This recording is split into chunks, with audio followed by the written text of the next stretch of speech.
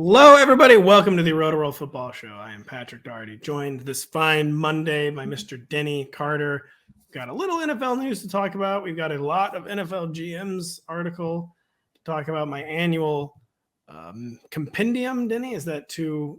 I was going to call it a novella. It says compendium too blowhard to what's the word? To why can't I think of the word? Elite? No, like not elitist. What is the it's not condescending. What when you're like a snob, but anyways, it's a compendium. Pretentious. Pretentious. There we go. I couldn't think of the word pretentious. Awesome intro to the show here. Yeah, I love this. This intro is the best. Denny is going to talk to me about my GM's article. We're going to talk a little NFL news first, though. But recent reports: Kareem Hunt unlikely to re-sign in Cleveland. We already knew that, but what it might mean for Nick Chubb. What is going on in the Saints' backfield, where rookie Kendre Miller is nursing a knee injury and did not participate in rookie OTAs? We have no idea if Alvin Kamara is going to be suspended or not. This is kind of a situation that's been undercovered. Denny wants to talk about Samaje Perine in Denver, as always. Come on. And there's one more zero RB we might talk about if we have time. But a new favorite subject of the show and Galaxy Brains is becoming Rams backup quarterback Stetson Bennett. Yeah. I think we extensively covered in last week's Galaxy Brains his achievement of attending college, of attending university, as it's known in some countries, for over 6 years and still sans diploma. No degree. No degree. But in his Rams rookie pictures, it looks like he's still attending college and partying. You had some thoughts on Stetson Bennett's Rams photos that the account tweeted out on Monday. Yeah, I think it's clear. I think it's very, very clear that Stetson Bennett did not hold back the night before the rookie, the team pictures for the Rams. He didn't stop at that 11th beer. He had to have the 12th beer and went all in because, boy, my guy looks bachelor party hungover. It had been a minimum of 23 hours since his last shave in those photos. Yeah, and, he's just looking. He actually looks the kind of hungover where you have all the beers and you don't have any Gatorade and you don't have any Pedialyte, nothing. You like old school. We talked about how like our grandfathers would never hydrate while drinking. Never had, when they were drinking or when they weren't drinking. Or ever. Never had a glass of water. We've covered that extensively. Right. The greatest generation refused to drink water, which you have to respect it. And so that's the kind of hungover he appears to be in this photo. I just feel like you can't go that hard the night before you're going to have your picture snapped for the official team photo.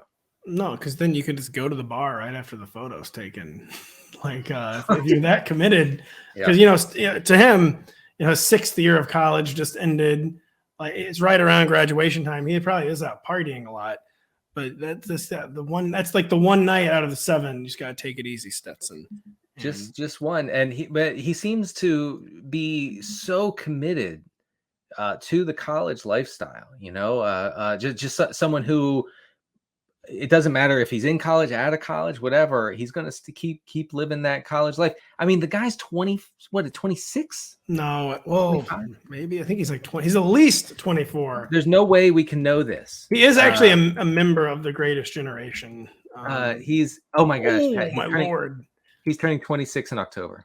That is actually stunning. He's turning 26 in October. He's still living like an 18-year-old. Stetson, you got to grow up, guy. You got to grow up. When you enter the NFL as like a 26-year-old quarterback too, like you normally one of the things like the second they pick you, Mel Kiper on ESPN, maturity, decision making.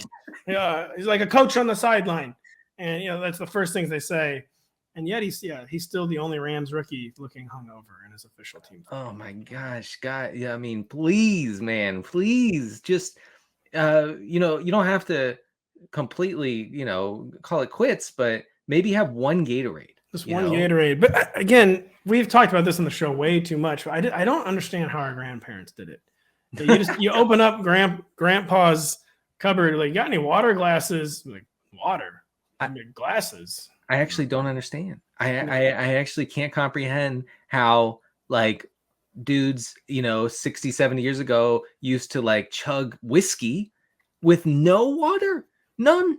You No. know, I mean, and you watch shows from even further back then, and you know they didn't even have clean water to drink. No. You know, there was no water, so you just drank whiskey. I mean, you got to be in such a state of dehydration you can barely function. My grandpa lived to the age of 94. Every night with dinner, he had either a Stag or a Miller High Life. I mean, not a joke on the 2 beers, and obviously more than one. And yeah, hearty and hale till he was 94. I never once saw the man consume water. Never once.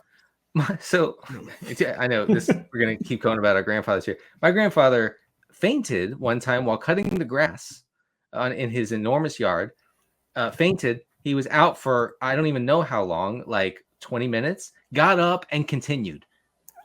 I know you say got up and had a beer. No, got up and continued. He didn't drink. He didn't go in and say, "Man, I need some water. I need to hydrate." By the way, it's like 100-degree Maryland day, which is with the humidity is approximately 210 degrees, and so not even then would my grandfather give in and have H2O. He said, "No, we keep going. We keep mowing the lawn." I would have had an IV drip in my arm for 72 hours after that. Denny, I will never quote "just be hydrated." I will never quote "just have literally 1 glass of water." I will never ever do that. I don't know. We don't know how they did it, but I tell you what, I don't know what our water addiction's getting us. When walking around with 200 milliliter bottle of water. Yeah, and, I'm less healthy. Well, now our whole generation walks around in a state of perpetual panic about whether we're properly hydrated. You know, like big water has tricked us into thinking that your entire life has to be spent consuming water. It doesn't, but that's how we feel. That's how what it's been. You know what's been told to us. I asked my general practitioner within the past year how much water to basically drink, and he said, "Drink when you're thirsty." Yeah. See, you've told me that, and I find that hard to believe because I've been told like even if you're peeing like 10 to 15 times a day, it's still not enough. Like you got to drink more. Yeah, if you're only drinking when you're thirsty, you're never going to make the Cleveland Browns. With the hydration schedules they have these players on now, but someone else not making the Cleveland Browns, Denny, in 2023 is Kareem Hunt. Yes. Everything is pointed towards him not re-signing in Cleveland. Has generated almost no interest in free agency after a 2022, where his efficiency really fell off a cliff. His counting stats really, really fell off a cliff. It looks like, at the very least, he's not coming back to Cleveland. What does this mean for Nick Chubb, who is kind of entering like the cliff years for a quarterback, one of the best 2-down runners in the NFL, has always been a reasonably effective pass catcher. The rare times he's been given the chance, is there any chance we are getting 3-down Nick Chubb in 2023? Or are we going to get like Jerome Ford, some other changeup thrown in behind Nick Chubb? Well, I don't want to violate federal law, so I do have to just say quickly that Nick Chubb is the best pure rusher in football. Yes. So that we have that out of the way, obviously. I don't think that this means that Nick Chubb walks into a 3-down role. And if it does, I'm going to be awfully wrong on Nick Chubb this season. The reason I say that is because he's really never been used that way. And his pass catching stats, his peripheral stuff over the years has really painted a picture of a middling, if not, poor pass catcher out of the backfield. I have some numbers to back that up, Pat, if you like. We have in 2022, Nick Chubb was 33rd among 50 qualifying running backs in yards per route run. In 2021, he was 52nd out of 65 running backs in that stat. And then you go back to 2019. I was reaching, okay, folks. I was looking for an in to say, oh, but you have this, but maybe Nick Chubb is good out of the backfield. In 2019, when Nick Chubb saw a career high 49 targets, his yards per route run was 37th out of 46 qualifying running backs. So traditionally not a very good option catching the ball out of the backfield. I don't think that he takes that role this year.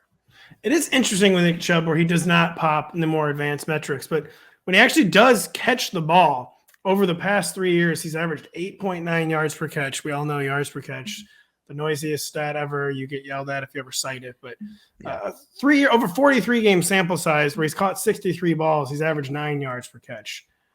Which maybe they should design more Nick Chubb receptions. Yeah.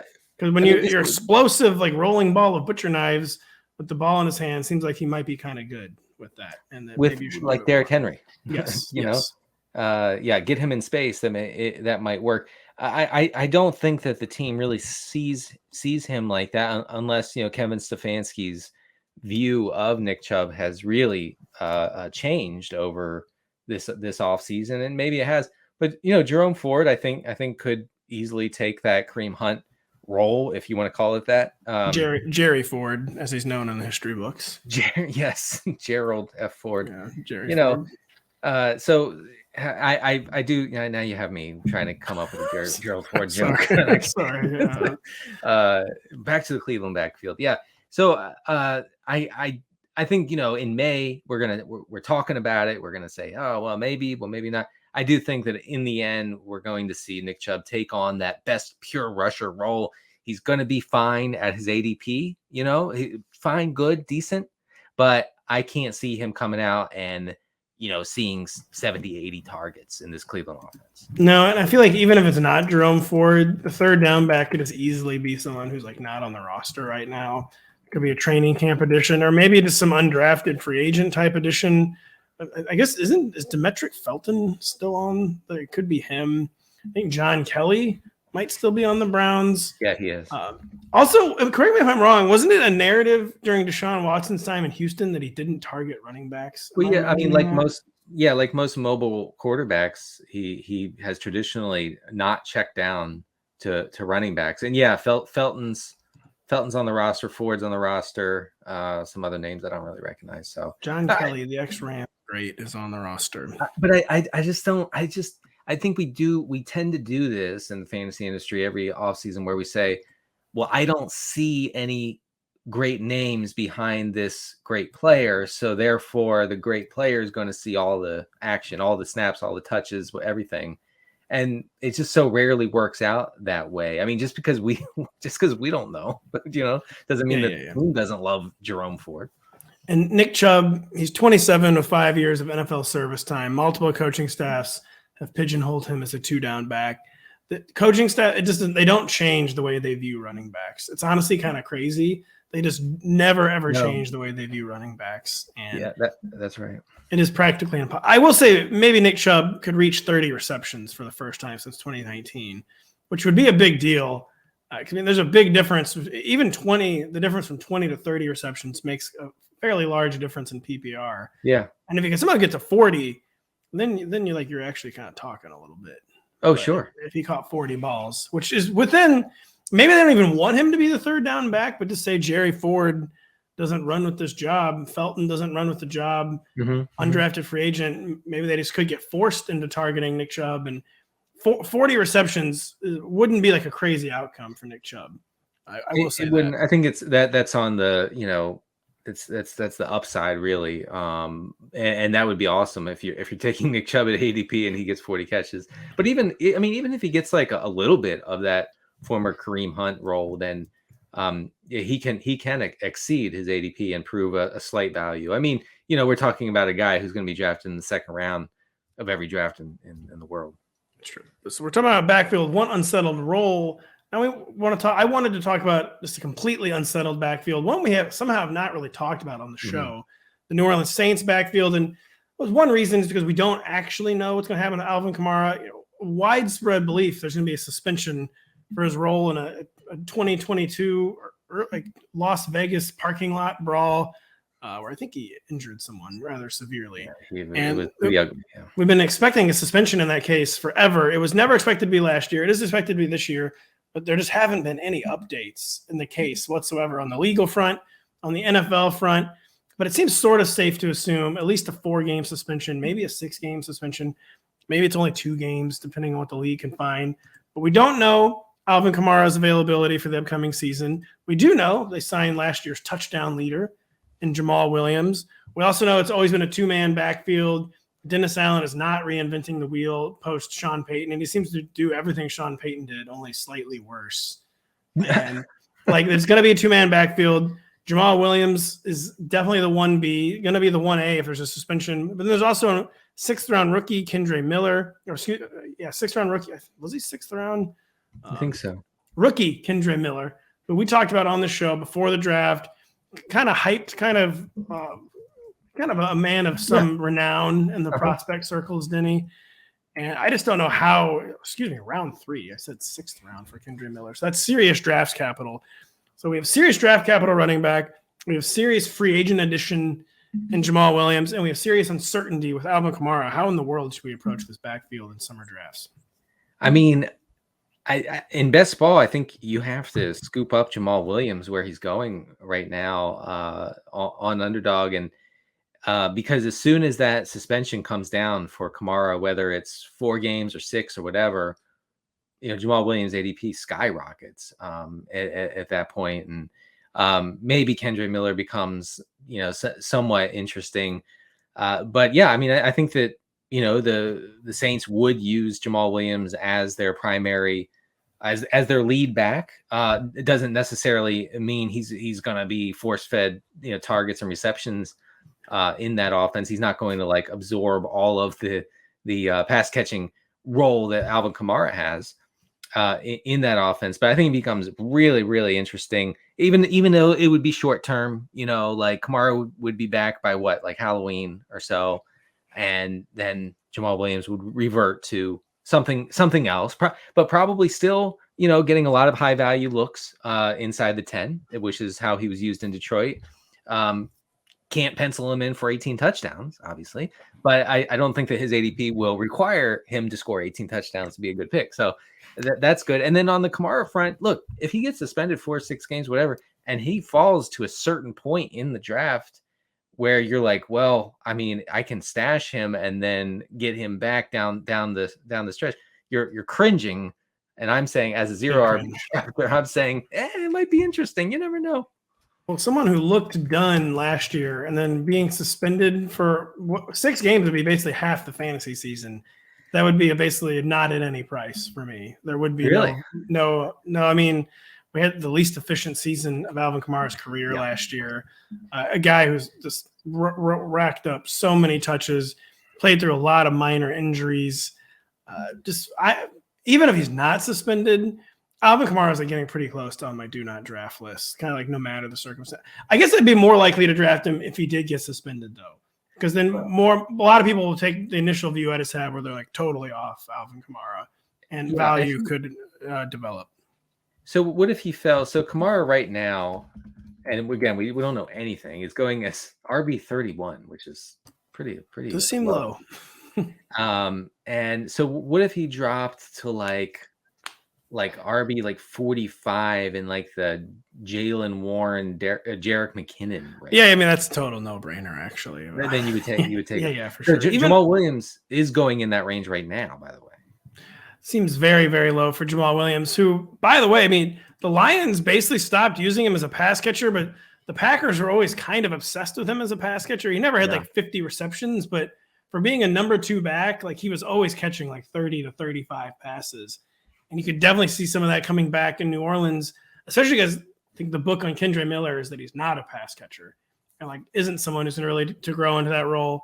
So while Alvin Kamara is out, Jamal could be like a stunning PPR life hack, basically. And the kind of thing like where you don't like it at all, but this is what peak PPR fantasy performance looks like. You don't have to like it. I'm sorry. Yeah, look, Jamal Williams is never going to like set the world on fire with advanced metrics or peripheral stats. Like none of that is ever going to pop off the screen. You're going to, oh, well, this guy's making the most of his time. He's not. But like in a Saints offense that should be pretty balanced here, maybe I'm not giving enough credit to Derek Carr, which wouldn't be the first time, but no. It should be pretty balanced.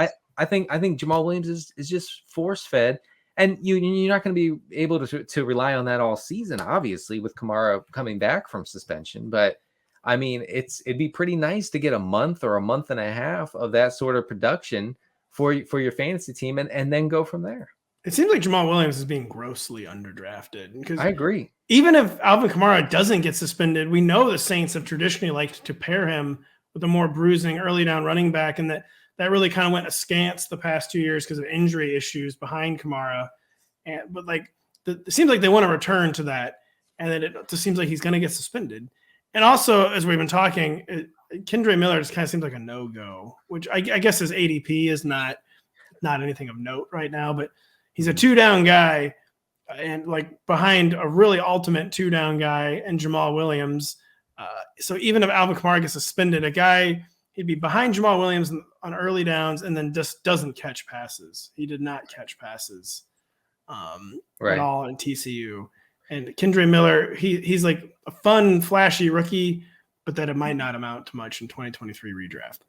I'll have to do some work on this, but I do believe Derek Carr is a fan of checking down to his running backs. So that could be fun for whoever has that role. And by the way, it's good. It's good that Alvin Kamara could be getting out of that early down between the tackled banger role, because that's not him. And Dennis Allen, the least creative, most uninteresting coach in recent league history, just said, hey, we're just going to give it to our best running back straight up the gut for 3 yards every time. And it's not working out. And it's probably taking years off of Alvin Kamara's career.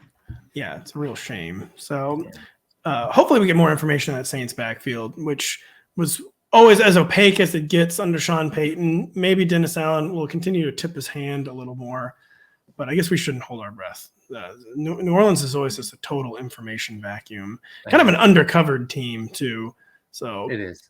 Maybe we will not get any more information on that. Denny has just forced me to talk about Samaje Perine again, where the Athletic, you actually did not. The Athletics, Nick Kosmider has reported that Samaje Perine will, quote, have a significant role in the Broncos offense. And just all signs do continue to point this way, with the reports from Javonte Williams' knee not being great, even though then Sean Payton did claim it was fine. Sean Payton is just truly the worst conduit for injury information in the entire NFL. I basically pay like no attention to anything he says about injuries. It's just like not worth it. Yeah. And he's been talking up Samaje Perine. This is Sean Payton is like such a my guys type of guy. And Samaje Perine signed after Sean Payton was hired. Like it seems like he's clearing out the riffraff that was there before him. And he's just going to love Samaje Perine. And it's basically, how do we keep proper drafting perspective with Samaje Perine, Denny? How high is too high? How low is too low? Yeah, I mean, Perine's going at RB 35 in best ball right now, which is like Rashad Penny, Brian Robinson range. I think that's a little presumptuous, maybe. I think that the Perine heads are maybe getting a little ahead of their skis, including myself, probably. But I mean, this report from the Athletic was something. It wasn't nothing. Here's what Cosmider said, that Perine should be, quote, a fixture in the Denver offense regardless of Javonte Williams' health. Sean Payton said, we signed him because we knew he was durable and reliable. We felt like we got another solid runner who's built in a strong way. And he is built. I can confirm he is a very strong runner. Cosmider said that Perine should see as much or more involvement in the offense as any time in his career, including his rookie season in Washington, where he saw 197 touches that season in Washington. I think in your more casual leagues, I imagine Samaje Perine is going to be underdrafted. In your big brain leagues, could be overdrafted. That's probably a very, very fair side. And that's like a lot of times how these cases go. And it is this Samaje Perine, to take one of the great best ball cliches and applying it to redraft too. Like, what do you win when you win with Samaje Perine? It's like, even if like the best case scenario comes true, it's like, what is that really going to get you? Because he's just not a very good runner. He can catch a ball. He can do the small things at this point. But it's just like, what even is the ultimate upside of Samaje Perine? I am struggling to see it, Denny Carter. I'm not struggling to see it, but I do think there's a point where you look at ADP or draft and you're saying, okay, like let's pump the brakes a little bit. Like Javonte Williams didn't retire, okay? Like he's gonna eventually be back, probably. He does heal, I've been told. So, but I mean, then you think, well, J.K. Dobbins wasn't right until December last year, and it's similar. It's a similar situation. So, are you going to get 3 months of Perine as the primary back? Yeah, man. Many are asking this. We're just asking questions. People are asking, and we're looking into it very powerfully. We're trying we have an emerging Denny threat here. An emerging storyline that Denny could be talking about the rest of the summer, where former Patriots running back coach Ivan Fears has talked up. He said he thinks Ty Montgomery has, quote, a great chance to be the third down back and take some of the load off Ramondre Stevenson, and which is eyebrow raising. Ivan Fears is like bleeds Patriot blue, but he does not work for the team right now. And the team does have Ramondre Stevenson. They have second-year players, Pierre Strong and Kevin Harris, both of whom showed something as a rookie. They have James Robinson, who they signed this offseason. I know Ty Montgomery seems like someone Bill Belichick like really wanted to make happen. Yeah. And like would just in his soul, he wanted Ty Montgomery to be a thing, but he just couldn't make it happen. And I am highly skeptical that Ty Montgomery is going to emerge with a role in this backfield. What do you think, Dang? I mean, I think we are going to get reports this spring and summer, probably all the way up until the season, being like, look, Ramondre Stevenson is not going to get every single touch in this backfield. And and the response to that is, yes, that's true. That sounds reasonable. Yeah. He's not going to see 745 touches this year. We're not projecting him for that. And so I think you just let that kind of roll off your back. I don't know, however the phrase goes. And then you march on. You march on and you take Stevenson, you don't worry about it.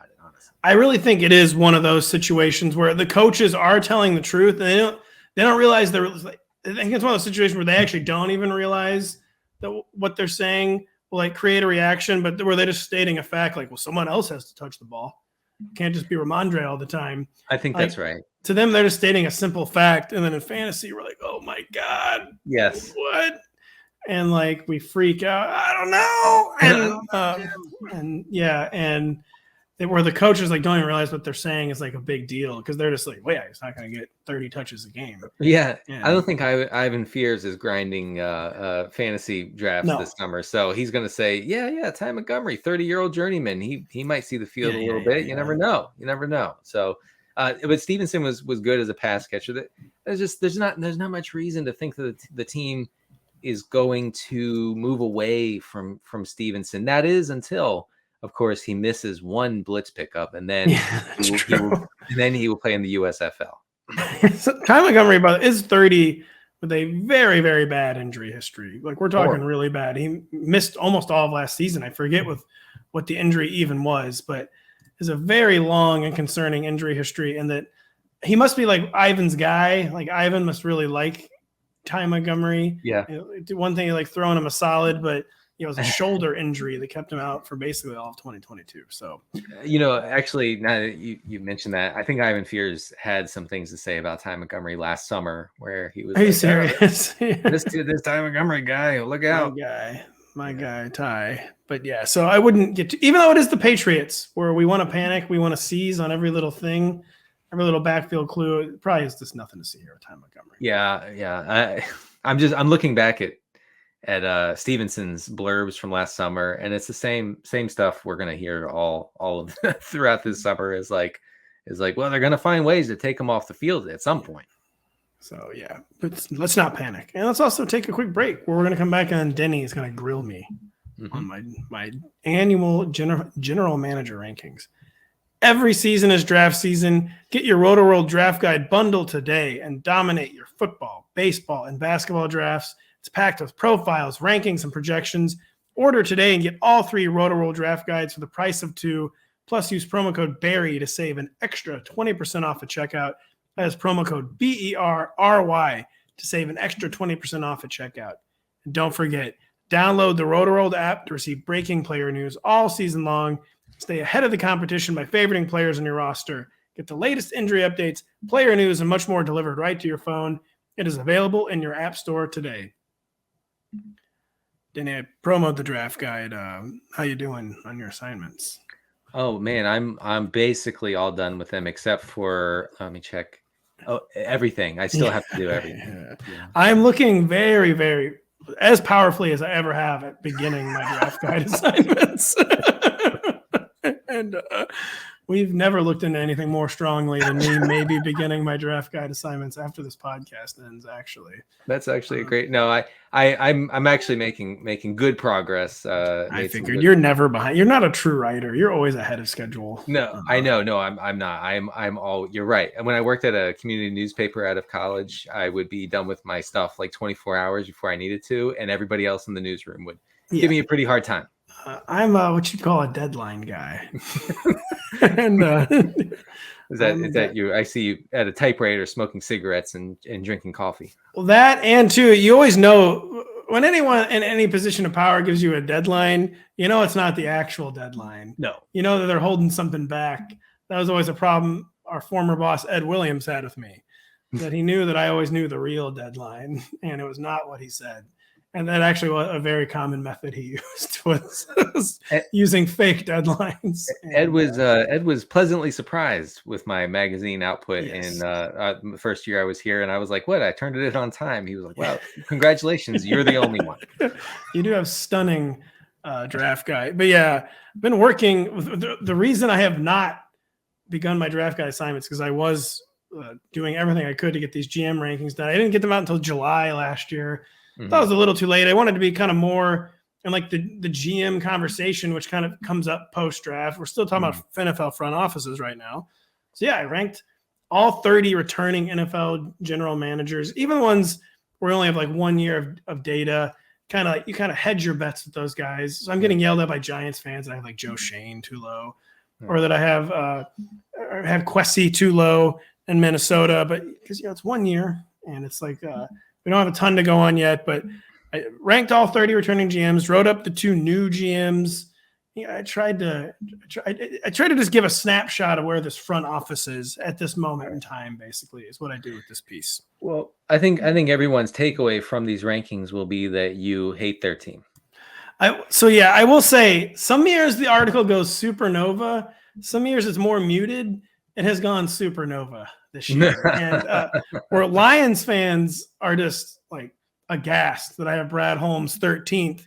And like in my head, I'm like, this guy's been a GM 2 years and they've won 12 games. It's pretty strong sign of faith for me that I'm putting him 13th. Yeah. Like he is off to a really good start to his career, but it hasn't been perfect. He drafted a receiver with a torn ACL in the first round. Then he drafted a change of pace running back in the first round. But I really like him, but so that one's been big. People, for some reason, Seahawks fans who for years and years and years, like, you have John Snyder too high. Like, why are you keeping John Snyder anywhere near the top 10? This year I have him number 9. And like you trade Russell Wilson one time, and all of a sudden you were back to being the best GM in the NFL, according to Seahawks fans. But only because Wilson was bad, though. If he had some success, even some success. Oh my gosh, that's such a good point. Yeah, then Schneider, it would have been Schneider. Get him out. We gotta start over. We gotta reset. And then also every single year, and this one is a much more interesting conversation because I think it is a legitimate conversation. I have people tell me I have Bill Belichick way too high. I have Bill Belichick ranked as the number 7 GM in the NFL, and I couldn't help but quote tweet someone who responded to me. They said Bill Belichick is an absolutely awful GM. I was like, yeah, he's so bad he drafted the greatest player in league history, and then successfully built the greatest 2-decade dynasty in league history around him. Seems like a really, really bad GM. And even after Tom Brady's been gone, he's made the playoffs with a rookie quarterback and then almost made the playoffs again last year. Seems like such a horrible GM. But of course, we know there are things that Bill does quite poorly as a GM. So that one is a really interesting conversation and an annual criticism of the article. But anyways, here you have some questions for me, Denny. Yeah, I mean, we're still waiting on Bill Belichick's second good draft. So we'll see if he can come up with that at some point. We'll see if he ever has a second good decision. That is a good point, Denny. I have no issue with the top of your ranks here. You know, you have Howie Roseman at 1, Brett Veach and Andy Reid at 2, Lynch and Shanahan at 3. Now I get to 4, and I see Brandon Beane and Sean McDermott. Okay. And not that they've done a poor job here by any means. I mean, they have a perennial contender. And you mentioned that it's like, almost not fair that they land on a franchise quarterback and now they're expected to compete for the Super Bowl every year, no matter what. But you also mentioned later in your breakdown of the Bills and their roster decisions that they seem to be taking kind of a Band-Aid approach to putting together a roster that can compete with the Bengals, with the Chiefs, and get to that Super Bowl finally. My question is, can the Band-Aid thing actually work when you're facing such elite competition? Well, I think it's just what I kind of said with the Band-Aid thing too, that it's just kind of an unfortunate byproduct of their success where they built this super impressive core, but now it's really expensive.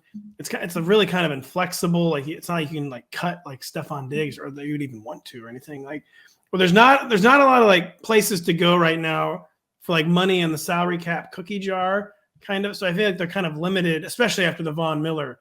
So they last year I talked about how they went for like a Band-Aids, but and also bold flourishes. I said they went for finishing touches and bold flourishes. Like a finishing touch was kind of OJ Howard. That didn't work at all. The bold flourish was Von Miller, which was working reasonably well until he tore his ACL. But then the injury happened. It just didn't pan out. And kind of because this really expensive core, which is understandable. They're trying to maximize their championship window with Josh Allen, but now he's no longer on his rookie contract. So it's just kind of limited their flexibility. And what I was trying to say is that it's you can criticize them for taking the Band-Aid approach, but it's just kind of like a product of their own, the victim of their own success right now in that regard, where there's only so many ways they can really improve this roster with the lack of salary cap flexibility. And now since they're winning 13 games every year, they're getting bad draft picks. So it's kind of like only so much they can do. And so like, this is something that always happened to Bill Belichick, by the way. They're always picking like 27th. So you kind of like get tempted, like, well, you know what? We got to shoot for the moon with this first round pick. We're not going to get a guaranteed hit. So we got to do something crazy. We got to take, say, a catch first tight end who is Mike Gesicki 2.0 and Dalton Kincaid.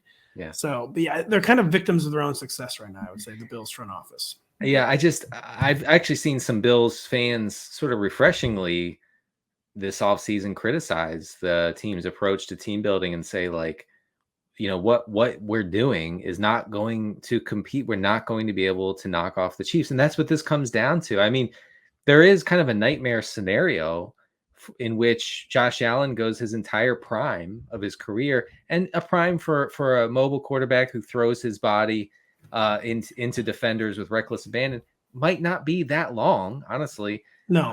And they've talked about it. They've talked about that openly this offseason. Maybe Josh needs to tone it down a little bit. What I'm saying is there's a scenario in which he goes his whole prime without getting over the top of Mahomes, of Burrow. And that's kind of tragic, right? I just don't see how the Bills, how the team they're building can get over, can beat the Chiefs, can beat the Bengals and get to the promised land. I just don't know if they can do it.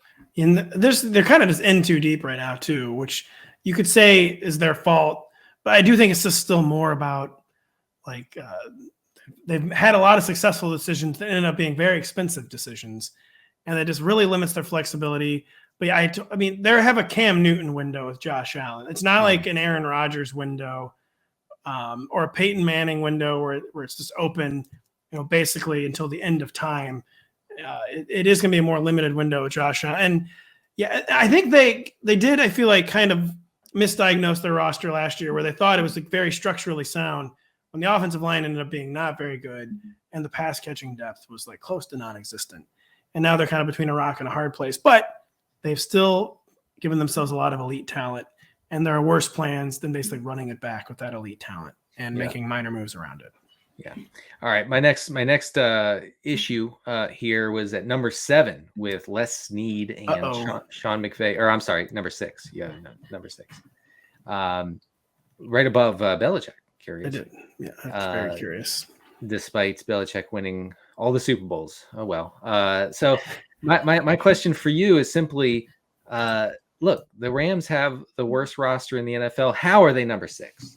It is crazy because it is, if they hadn't won the Super Bowl, the entire narrative about the Rams roster would be totally different. And I led my Rams write-up with, you know, the weirdest part about the Rams Super Bowl or bust approach wasn't that it worked.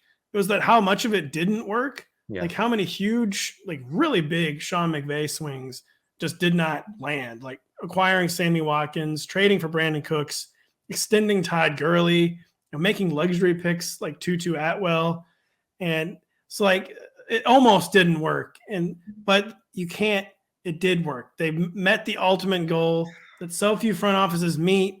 But two, I think they could have done it in a way that was less costly to their future roster building, where the Rams made 11 day 2 picks. So they had no first rounders. We know they haven't had a first round pick since Jared Goff in 2016. They made 11 day 2 picks between 2019 and 2022. 2 of them were running backs, which was the same number as offensive linemen. And they only took 1 edge rusher. So like the only premium assets they had, they were doing things like taking Tutu Atwell and Van Jefferson and basically not trying to replenish offensive line depth, not trying to replenish edge rushing depth. A very, very curious way to build a team. And I think they thought they would kind of be like the Saints or the Steelers, where they could just like keep this up in perpetuity, like, charge card living basically. And they bit off even more than the Saints and the Steelers did. And now they're paying the price. I mean, I would have thought that they would be in teardown mode by now. And I feel like they're just barely holding that off. Like they're sticking all sorts of gum in the dam, hoping that it'll hold up. It's gonna break. They're gonna have to get rid of Stafford one way or another. They're probably gonna have to deal Cup at some point, not this season or anything, but like they're gonna have to clean house. McVay's gonna be gone, of course. He's gonna go bankrupt some other team. Come on, man. But it's time. It's time to pull the plug. This experiment is over. This team stinks. Well, we'll see. I think they're trying to have their cake and eat it too. They traded Jalen Ramsey as like part of quasi rebuilding step, and then I think they're in. I think they must think they have like a true like I don't even know, like life hack quarterback in Stetson Bennett. I think they drafted Stetson Bennett fully intending for him to start games in 2023. Like I think they think they're basically like cheating the system, like one step ahead of the law, and they're the only teams that properly evaluated Stetson Bennett. So I do think they're trying to have their cake and eat it too when it comes to a rebuild. One thing we can say about Les Snead and Sean McVay is they care not about the analytics. No, they don't give a crap about the analytics. I'm watching my language here, but for a forward-looking young guy, Sean McVay has never seen a number that he loves to ignore, that he doesn't love to ignore. Well, guess what? Computer Cowboy, they won a Super Bowl. Which is the worst. I hate that the Rams won a Super Bowl. They won a Super Bowl. So who's triggered now? So Stetson, if you're listening, you're going to start this year. Lay off the beers. Yeah, you gotta. It just, I mean, you can have beers, but or have a Gatorade. Have one Gatorade after you have the beers. I think is the takeaway. All right, we're on to Brad Holmes in Detroit. So how my question, I guess, with Brad Holmes is, how can a general manager with such apparent understanding of roster building completely blow a top pick on a running back? And then be so happy about it? I mean, the guy was thrilled. You saw the video, he's slamming the table. Like you took Jahmyr Gibbs, and no one was going to take him there. I mean, you didn't snatch him. You reached for him. You reached big time. So how did this happen? And can Brad Holmes recover from this? I think Brad Holmes basically just decided they were much further ahead in the rebuild than anyone else thought. And where he's got like building blocks like all over the team, basically, where they got the offensive line building block in Penei Sewell. They have a really great overall offensive line. They got the defensive line building block in Aiden Hutchinson. They got some like down ballot guys. Kirby Joseph had a pretty promising rookie year in the secondary. They kind of got talent at all 3 levels of the defense. They had a home run day 2 pick in Amon-Ra St. Brown to be kind of like a signature skill weapon, basically. I think the way he's probably was looking at it is that they already have like an anchor talent in basically all their position groups. And that I think they were just done with like the nitty gritty of team building, and they can kind of get into the finishing touches phase that I referenced. And so they took an off ball linebacker and they took a change of pace running back. And I do think it was very much the incorrect way to do this. They entered the draft with the number 6 and 12 picks, where I think they either needed to trade up for a quarterback and say take Anthony Richardson, because it's not only what I think these 2 picks said in Jahmyr Gibbs and Jack Campbell wasn't just that like they're making like what amount to first round luxury picks. It's also like a huge vote of confidence in Jared Goff. It is. Whereas I view Jared Goff's 2022 as basically an outlier. Like this is a guy who it's already been proven like he has to be put over the top. Like he won't put you over the top. He's aging. He's in his 30s almost. If he's not, he's almost there. And like last year, it just smacked of an outlier to Jared Goff for me, where they've decided he's at least the answer for 2 to 3 more years. And I think they should have kept their premium draft capital if they weren't going to trade it for a quarterback and taken like just more linemen, more like premium position players. But I guess he just thought the roster was done. And he's had a really, really good 2 years. And it's going to be really fascinating to see if he was correct.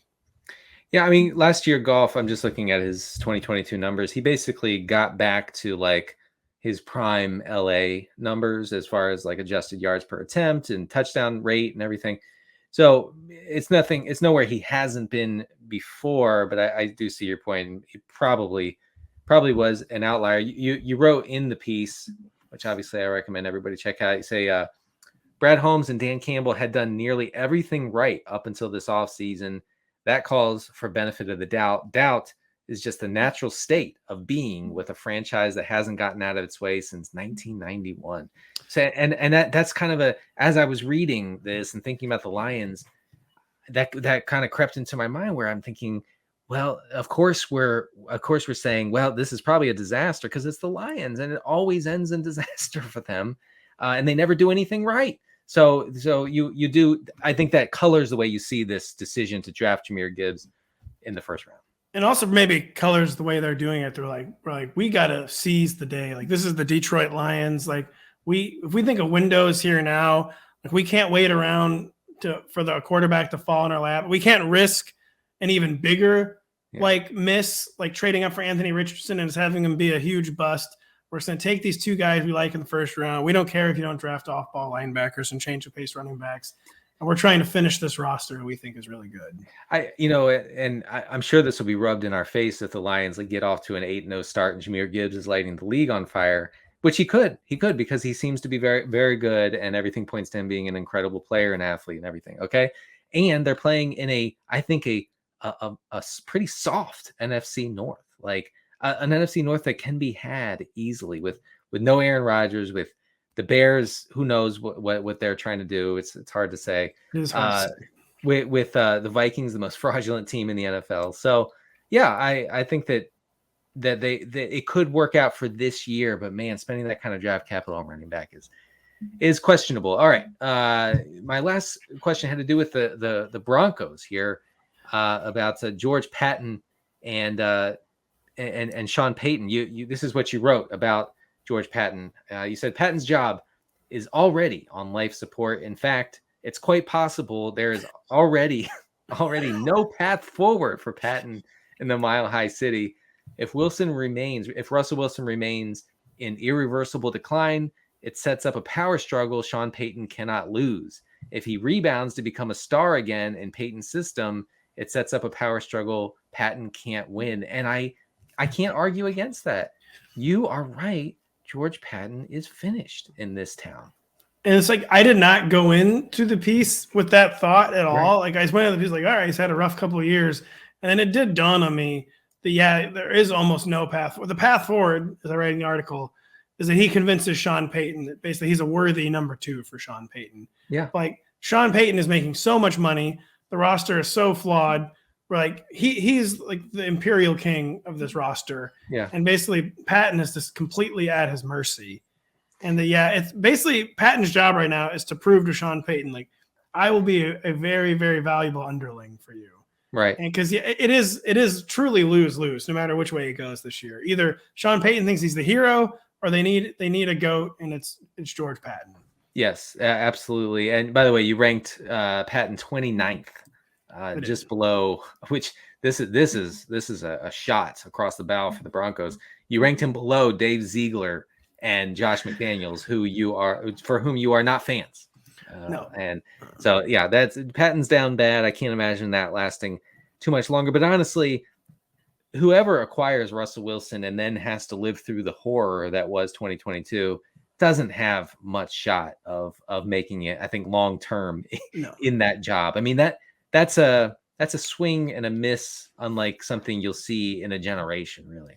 And do you disagree that, like, say they just bounce back this year? Am I just like incorrect that like it's Sean Payton who's the hero, and like if Sean Payton though like wants his own Mickey Loomis, like they're gonna let him fire George Paton. Like he basically is just in a situation where he does not matter right now. George Paton. Sean Payton is like very clear about like my way or the highway. Like I didn't come here to work with anybody. There will be no working with anyone here. It's what I say goes.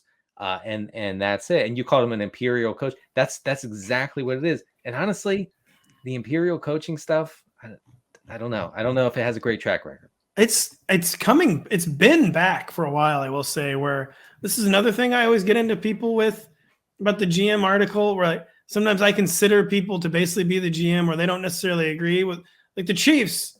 Like I put Brett Veach's name on there too, but I mean, I consider Andy Reid the GM. Like he is, for all intents and purposes, the GM. Kyle Shanahan, for all intents and purposes, is the GM. I had lots of people today. The 49ers I was getting some pushback on too, because I have them number 3. All the pushback was, of course, about the quarterback fiasco. But I mean, they've done almost everything else right, where they have such a ridiculously loaded and talented roster that could be coming to an end. They've traded so many premium draft picks, where like they've turned off basically the draft pick spigot. But like Kyle Shanahan is the GM. Sean McDermott used to be the GM in Buffalo. I've kind of lost track there of who's really in charge, though, in that front office between Sean McDermott. But like, too, like the Rams, I'm not going to pretend Les Snead is the GM. Like, he's just not the GM. Les Snead is not. There's no point. I don't put Pete Carroll. I used to always put on there. I think Pete Carroll is still the GM in Seattle, too. I don't think it's John Schneider. I'd lean that way for sure. Well, anyway, the listeners have to check this out. You are right. I can confirm this is going supernova on Twitter and other channels. There are radio stations in my region talking about it right now. So check it out. The GM rankings article, it's on NBCSportsEdge.com. Definitely read all 7,000 words. I wish that was an exaggeration. It is actually not. It's not for the faint of heart. You don't have to read the whole thing. You can do Control F. You're going to parachute in, and you just want to read Eric DaCosta's. And by the way, producer Adam reminds me the link to the article will be in the podcast write-up. So if you're listening and you want to check it out, it will be in the write-up on iTunes or wherever you check out your podcast. So check out the link there. And Denny, here's what to do. Yeah, you do. Yeah, of course. Here's what you do. Control F. Look for your team's GM, get super mad online, and go to Twitter at RotoPat, then just fire away. It's true, actually. By the way, real quick, if I had asked you before you read my article what you thought the worst front office in the NFL is, what would you have responded? The worst probably the Broncos. Okay, so good. I was on to something there then. Yeah, probably the Broncos. But I mean, I struggle with the Steelers. I struggle to give them any credit. Wow. I feel like I don't have to hand it to them at all. You have to hand it to them quite literally never having a losing record, Denny. I know. I don't want to understand how. I don't understand it. No, they keep getting away with it. We keep getting away with extending a show that is clearly over. It's over. So, Denny, thank you so much for promoting my article. Thank you for grilling me. Of course. I like my moment in the sun. I love it. Give me more, please. Give me all the dopamine, please. Yeah, all the dopamine. But thank you so much for listening. Thank you in advance. If you happen to go check it out and read it, we'll be back later this week with Kyle Daugherty. Or no, actually, we're not. He's on the road. We need to find a guest. If you'd like to be on the podcast, let us know. We'll be back later this week. We will not be back on Memorial Day, by the way. Little housekeeping note. Denny, quote, didn't want to work on, quote, a federal holiday that I, quote, have to have off. And we needed to take a day off. Yeah. So we'll be back on Thursday. We won't be back next Monday. For Denny, I'm Pat. Thank you for listening.